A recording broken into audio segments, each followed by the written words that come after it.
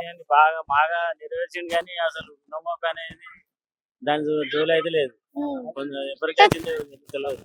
August 15నే సగం వరకు తీర్చేసినామని చెప్పింది కదా. చేసింది కానీ అది పావులం మందికే తీసేసారు. ఇంకా 12 మంది ఉన్నారు. అప్పుడు కేసీఆర్ చేసింది అంతే ఉన్నది. కేసీఆర్ 10 సంవత్సరాలు చేసి అదే 10 పావుల మందిని తీసేసిండు, 12 మంది ఉంచాడు.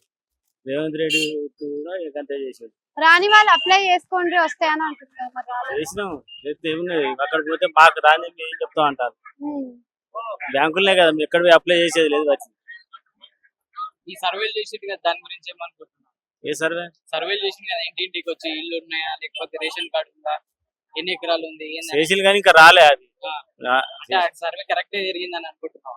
సర్వే బరాబరే కానీ ఇప్పుడు ఇంకేది ఇక రేషన్ కార్డులు అన్నాడు, ఇవి అన్నాడు, అవన్నీ సర్వే ఇల్లు అన్నాడు.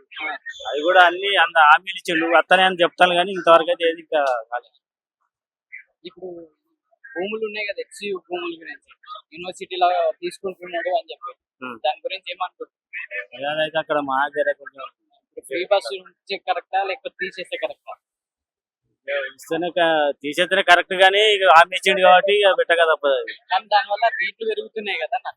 దీనికి పప్పు కానీ బియ్యం కానీ నూనె పాలు అన్ని పెరుగుతున్నాయి కదా, సరుకుల ధరలు పెరుగుతున్నాయి. ఇంకా సరుకులు పెడతానంటే ఎక్కడైనా ఇస్తారా? ప్రభుత్వం చెప్తారని గ్యారెంటీ.